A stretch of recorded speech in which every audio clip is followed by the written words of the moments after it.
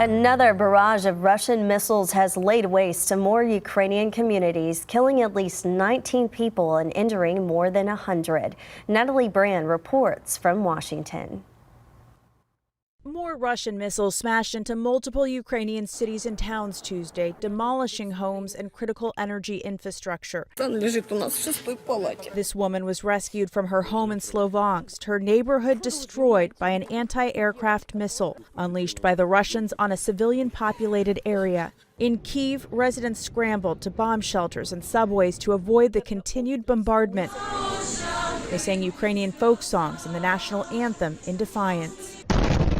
The continued onslaught is the largest Russian attack on Ukraine since the early days of the nearly 8-month-long war. Putin felt like he had to do something. Former U.S. National Security Advisor H.R. McMaster was on CBS Mornings explaining why Russia has returned to launching missiles on civilians. He says Ukraine's counteroffensive wiped out Russian weapons depots within Ukraine, and this weekend's bombing of a Russian bridge weakened a main route to replenish supplies. The Russians are in a really tough spot. This is about an 850-kilometer-long active front. You can't be strong everywhere. The White House says President Biden spoke by phone to President Volodymyr Zelensky on Monday, pledging to provide continued defense support for Ukraine, including advanced air defense systems. President Zelensky also addressed G7 leaders Tuesday during a virtual meeting.